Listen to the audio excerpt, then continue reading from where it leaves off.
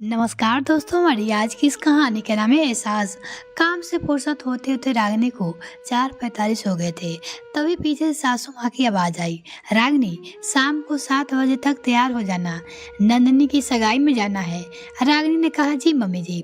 रसोई से बाहर निकलते हुए रागिनी की नजर पड़ी तो देखा घड़ी में 5 बज रहे थे। वो अपने कमरे में आई तब देखा बिट्टू और परी सो चुके थे। रागिनी ने प्यार से बिट्टू के सर पे हाथ फेरा और फिर परी के। वो दोनों के मासूम चेहरे देखकर बहुत खुश हो रही थी। फिर उसने बिट्टू के माथे पे प्यार से चुमा और मन ही मन कह रही थी, बेटा शायद तुमने पहली बार मुझे एहसास कराया है कि मैं किसी के लिए मायने रखती हूँ। रागिनी की आंखों भर आई। वो बहुत समय बाद उसने अपने लिए किसी को फिक्र करते देखा था। आंसू पोंछते हुए वो उठी और अपने कमरे में फैले हुए कपड़े को समेटने लगी। इतने में उसका फोन बज उठा। फोन उसकी बहन एकता का था। रागिनी ने खुशी से फोन उठाकर बोला, एकता अच्छा हुआ तुमने अभी ही फोन किया है, अभी ही कमरे में आई हूँ। एकता ने कहा, मैं जानती हूँ दीदी, इससे पहले तुम कभी अपने कमरे में आती ही नहीं हो, इसलिए इस वक्त फोन किया। तुम थक गई होगी, मैं जानती हूँ, पर फिर भी तुमसे बात किए बिना मन नहीं माना, इसलिए फोन लगा लिया। रागिनी ने अपनी थकान छुपाते हुए बोली, अरे कुछ नहीं होता, घर के कामों तो सभी को करने होते हैं। तू बता कैसी है, मम्मी पापा कैसे हैं और विकी कैसा है? एकता ने कहा, सब ठीक है, बस माँ और पापा की तुम्हारी फिक्र लगी रहती है। वो जानते हैं कि तुम किसी से कुछ नहीं बोलेगी, पर वो तुम्हारे बिना बोले ही बहुत कुछ समझते हैं। तुम चाहे तो तुम्हारे पिताजी घर वाले से बात कर सकते हैं, चाहे तो। रागिनी थोड़ा घबराकर बोली, किस बारे में? एकता बोली, तू समझती हो दीदी मैं क्या कह रही हूँ? रागिनी ने बोला, नहीं नहीं, मुझे कोई परेशानी नहीं है, मैं बहुत खुश हूँ और तुम्हारे जीजा जी तो बहुत अच्छे हैं। मैं बहुत खुश हूँ एकता, मम्मी पापा से कहना वो मेरी बिल्कुल फिक्र ना करे। एकता ने अपनी बहन से कहा, दीदी तुम्हारे चेहरे को देखकर पिताजी समझ जाते हैं कि तुम खुश हो या फिर तुम्हें कोई परेशानी है। तो क्या वो इतने सालों से नहीं समझेंगे? पर तुम हो कि खुद से बोलती ही नहीं हो। पिताजी जब से तुम्हारे घर होकर आए थे तब से लेकर आज तक वो तुम्हारी बहुत चिंता करते हैं। वो कहते थे कि कुछ बात तो है जो रागिनी हम सबसे छुपा रही है, बताती नहीं उनसे। मुझसे कहा है कि तुम मुझसे हर बातें बताती हो, तो शायद कुछ परेशानी बताई तो तुम्हें। उनसे कहा, पिताजी ऐसा कुछ भी नहीं है, दीदी ठीक है, पर मैं जानती हूँ दीदी तुम ठीक नहीं हो। रागिनी ने कहा, नहीं ऐसा कुछ भी नहीं है, तुम मेरी फिक्र मत करो। रागिनी ने बात को बदलते हुए कहा, ये सब छोड़े और बता, तुम्हारी शादी की शॉपिंग पर अगले महीने है तुम्हारी शादी। एकता ने दबे स्वर में कहा, हाँ दीदी तुम्हारे बिना कर रही हूँ, तुम्हें तो टाइम ही नहीं मिल रहा है मेरे पास आने के लिए। तुमने तो पूछने की हिम्मत ही नहीं है कि जुटाई अपने ससुराल वाले से कि तुम अपने मायके चले जाओ अपनी बहन की मदद कराने के लिए। रागिनी एकदम चुप थी। फिर रागिनी ने अपनी चुप्पी को तोड़ते हुए एकता से कहा, सुनना मुझे अभी नंदिनी की सगाई में जाना है। मम्मी जी ने कहा है 7 बजे तक तैयार होकर आ जाना। और देखना कमरा बात करते हुए रागिनी ने 6 बज गए, समय का पता ही नहीं चला। मैं जा रही हूँ, सबका चाय का टाइम हो गया, फिर सबको तैयार भी होना है। रागिनी ने एकता से कहा, और हाँ तुम मेरी फिक्र मत करो, मैं बहुत खुश हूँ। तुम अपना ध्यान रख और बहुत अच्छी से शॉपिंग करना, ठीक है? मैं जल्दी आऊँगी। एकता ने मुस्कुराकर कहा, हाँ दीदी तुम्हारा इंतजार रहेगा। इतना कहकर रागिनी ने फोन रख दिया। रागिनी झट से कमरे से बाहर निकली और सास ससुर के कमरे में आवाज देकर पूछा, मम्मी जी चाय बना दूं क्या आपकी? सासू माँ ने बोला, हाँ जल्दी बना दो, तब तक मैं तैयार होना शुरू करती हूँ। रागिनी ने मम्मी पापा की चाय बनाई। इतने में ही विनय भी भाइयों को स्टेशन छोड़कर घर वापस आ गया। विनय ने अंदर कमरे में घुसते हुए कहा, मैं जानता था कि तुम मेरी पसंद की चीजें बनाकर तैयार रखोगी। विनय ने रसोई में आकर पीछे से रागिनी को अपनी बाहों में पकड़ लिया। रागिनी ने घबराकर बोली, अभी मम्मी जी आ रही है चाय लेने के लिए। दूर हटो। रागिनी ने शर्माते हुए विनय से कहा। विनय ने कहा, तो उनसे उन्हें क्या फर्क पड़ता है, पति पत्नी मेरी हो। रागिनी के हाथ से पीछे धक्का देते हुए विनय ने कहा, जाने दीजिए, और मुस्कुराकर रसोई से बाहर चली गई। देखा तो सासू माँ रसोई की तरफ आ ही रही थी। इतने विनय को माँ को आने की आहट हुई और फिर वह भी रसोई से बाहर निकल गया। रागिनी सबको चाय बनाकर देने लगी। रागिनी की सास ने कहा, रागिनी, एक बार और सबकी चाय बना दो, फिर तुम जाकर जल्दी से तैयार हो जाओ। रागिनी ने कहा, जी मम्मी जी, बस मैं परी को लिए कुछ खाने को ले जाओ, वह सोकर उठ जाएगी तो उसे खिला दूंगी।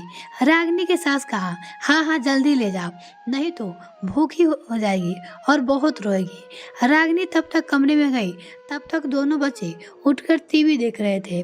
रागिनी ने बड़े प्यार से परी से कहा, अरे मेरा बच्चा उठ गया, आप जाओ, मैं आपको कुछ खिला देती हूँ। फिर घूमने चलना है ना, फिर मैं सुंदर सा तैयार करूंगी अपनी बेटी को। परी ने मुस्कुराते हुए बिस्तर के एक छोर से दूसरे छोर पैर लगाई और माँ के गले लगा लिया।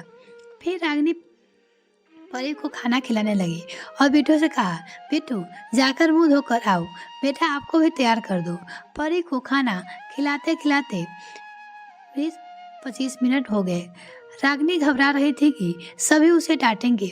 उसने जल्दी जल्दी बिट्टू को कपड़ा निकाले और परी को कपड़े भी निकालने, फिर दोनों बच्चों को तैयार किया और एक छोटा सा काला टीका दोनों बच्चे के कान के पीछे लगा दिया और दोनों को गले लगाते हुए बोली, तुम लोग कितने सुंदर लग रहे हो, मेरी नजर ना लग जाए।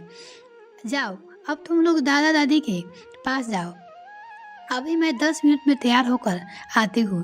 इतने में सासू माँ की आवाज आने लगी। रागिनी तैयार हो पाई कि नहीं, हो गई। इतने में परी ने कमरे से बाहर आते हुए कहा, नहीं दादी, अभी तो माँ तैयार नहीं हुई है, वह तो मुझे तैयार कर रही थी। दादी ने परी को देखा और कहा, अरे वाह, मेरी बेटी कितनी सुंदर लग रही है, मेरी प्यारी गुड़िया, और उसे गोद में उठा लिया। बेटो आ जाओ, तैयार हो गए, यह देखो, यह है हमारे बच्चे, समय पे तैयार हो जाते हैं और 7 बजे तक तैयार हो जाना, 8 बजने को आ रहा है, महारानी अभी तक तैयार होकर नहीं आई, अब इनके कारण लेट हो जाना। बिट्टू ने कहा, नहीं दीदी, परी खाना खाने में मम्मी को बहुत परेशान कर रही थी और फिर मम्मी ने मुझे और परी को तैयार किया, इसलिए उनको इतना टाइम लग गया। वह तो बेचारी अभी भी तैयार होना शुरू की है, उसने कहा। दादी ने कहा, हाँ हाँ ठीक है, ज़्यादा अपनी मम्मी का साइड मत लो, मुझे पता है कितनी योग्य है तुम्हारी मम्मी। रागिनी सब सुन रही थी और फटाफट तैयार होकर बाहर आ गई और बोली, मम्मी जी मैं तैयार हूँ, चलो। रागिनी की सास ने मुंह बनाते हुए बोला, हाँ चलो। रागिनी ने धीरे से विनय की ओर देखा और आंखों में पूछा, कैसी लग रही हूँ। विनय ने मुस्कुराहट हाथ उठाकर बोला, बहुत ही खूबसूरत लग रही हो। रागिनी धीरे से मुस्कुराई और नजर नीचे कर ली। फिर सभी लोग शादी में जाने के लिए निकले। जैसे ही गाड़ी होटल के दरवाजे पे जाकर रुकी, मौसी सास की दूसरी छोटी बेटी दौड़ लगाई और रागिनी को गले लगा लिया। भाभी कितनी खूबसूरत लग रही हो, कितनी प्यारी लग रही हो, चलो कब से वेट कर रहे थे आपका। रागिनी ने गले लगाकर बोला, हाँ दीदी आप भी बहुत प्यारी लग रही हो। फिर रागिनी ने परी को गोद में उठाया और बिट्टू को हाथ पकड़कर अंदर चलने लगी। सभी लोग अंदर आ गए, सभी एक दूसरे का अभिवादन कर रहे थे। तभी मौसी के घर से कुछ औरतों ने रागिनी को देखते हुए तारीफों के पुल बांधना शुरू कर दिया। आओ रागिनी बेटा, कैसी हो, बहुत सुंदर लग रही हो। इतने में दूसरी औरत ने बोला, अरे दीदी आप भी कुछ नया बोलो, वो तो हमेशा से ही बहुत खूबसूरत है, इसमें नया क्या है। खूबसूरती के साथ साथ उसका स्वभाव भी इससे भी ज़्यादा खूबसूरत है, बहुत ही व्यवहार कुशल है विनय की बहू। फिर इतने में ही किसी और पीछे से आवाज आई, लगता ही नहीं कि शादी को कितने साल हो गए, अभी भी नई नवेली दुल्हन सी लगती है। विनय को तो किस्मत ही खुल गया। विनय रागिनी को प्यार भरी नजरों से देखकर मुस्कुरा रहा था और रागिनी संकोच और शर्म से आंखें नीचे किए हुए बैठी हुई थी। उसे समझ नहीं आ रहा था कि वो क्या बोले। इतने में रागिनी की सास ने कहा, विनय की किस्मत नहीं खुली, किस्मत तो इनकी खुली है। मेकअप लगाकर तो कोई भी सुंदर हो जाता है, असली सुंदरता तो बहुओं के काम क्विज में झलकती है। कोई बहू कितना काम कितने अच्छे से और कितना जल्दी कर लेती है, उससे पता चलता है कि किसी भी बहू की योग्यता में ऐसी चापलूसी करके सबका मन मोह लेना और मेकअप लाया कर तो कोई भी सुंदर हो जाए। मेरा बेटा लाखों करोड़ों में एक है, वो भी बिना मेकअप के ही इतना सुंदर दिखता है कि उसे दिन रात नजर लगती रहती है। किस्मत तो रागिनी की खुल गई। सच मानो तो रागिनी ने विनय की तरफ देखा तो विनय की उसकी आंखों में थोड़ी समझाई सी थी और प्यार से मुस्कुरा दिया। रागिनी बातों पर ध्यान ना देते हुए सबसे मिलने जुलने लगी। बारात दौर चार पे जयमाला के बाद सबका खाना पीना होना लगा। परी को नींद आने लगी थी, वो कुछ परेशान करने लगी। इतने में रागिनी की सास ने रागिनी से कहा, रागिनी अब तुम घर चले जाओ, विनय तुम जाकर इसे घर छोड़कर आओ और परी को सोने का टाइम हो गया है, यहाँ रात भर रहेगी तो परेशान हो जाएगी। दादी ने बेटू से पूछा, बेटू तुम्हें रुकना है या नहीं? बेटू ने कहा, नहीं दादी, मैं मम्मी के साथ घर जाऊंगा। इतने विनय ने कहा, रागिनी चलो मैं तुम्हें और बच्चों को घर छोड़ के देता हूँ। उसने अपनी पत्नी रागिनी से कहा। रागिनी और बच्चे विनय के साथ घर के लिए चल दिए। रास्ते में बेटू ने रागिनी से कहा, माँ आप बहुत सुंदर हो और बिना मेकअप के भी आप मुझे बहुत सुंदर लगती हो, दुनिया में आपसे अच्छा कोई नहीं है। विनय ने कहा, हाँ बेटू यह बात तो तुमने बिल्कुल ठीक कही, तुम्हारी माँ तो बहुत ही सुंदर है। बेटू ने विनय से कहा, फिर आप दादी हर वक्त मम्मी की भला बुरा क्यों कहती रहती है? वहाँ पे सब अगर माँ की तारीफें कर रहे तो दादी चुप भी थी तो रह सकती थी, अगर वो गुब्बे की तारीफ कर रही थी तो उन्हें कुछ बुरा तो नहीं बोलना चाहिए सबके सामने। इतने विनय डांटते हुए बिट्टू से कहा, बिट्टू बड़े के बारे में ऐसा नहीं बोलते, बड़े की बातों में बीच में नहीं बोलना चाहिए। ठीक है। बिट्टू चुप हो गया। थोड़ी देर में घर आ गया। रागिनी और बच्चे घर के अंदर आ गए। कुछ देर रुकने के बाद विनय ने बोला, रागिनी मन में कोई मलाल ना रखना, माँ की आदत है, तुम तो जानती हो उनकी, मैं चाहकर भी उनकी किसी बात को विरोध नहीं कर सकता। आखिर माँ है वो मेरी, उन्होंने पाल पोस कर मुझे बड़ा किया है। वह 60 साल की हो गई है, मैं उनका स्वभाव नहीं बदल सकता, पर तुम अभी नई नवेली बहू तो तुम अपने स्वभाव को माँ के अनुसार बदलना। उनकी कही न गई बात को दिल पे मत लगाना। वह बोलती बुरा है पर दिल की अच्छी है, तुम समझ रही हो ना? रागिनी मैं क्या कह रहा हूँ? रागिनी ने मुस्कुराकर हाँ में गर्दन हिला दी। विनय ने प्यार से रागिनी को गले लगाया, उसके माथे पे चुमा और बोला, अच्छा आप जल्दी से अच्छे से एक बार मुस्कुरा दो ताकि मेरा मन वहाँ खराब ना रहो। तुम्हारा उदास चेहरा मेरी आंखों के सामने बार बार आएगा। रागिनी प्लीज एक बार मुस्कुरा दो।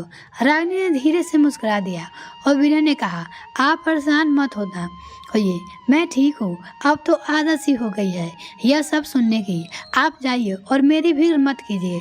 विनय ने प्यार से उसे गले लगाते हुए कहा, मेरी प्यारी बीबी चलो अब जल्दी से अच्छी तरह से दरवाजे लॉक कर लो और कोई भी दरवाज़ा मत खोलना आए तो, और जरा भी कुछ आहट मिले या डर लगे तो मुझे फ़ोन करना, मैं आ जाऊंगा। ठीक है?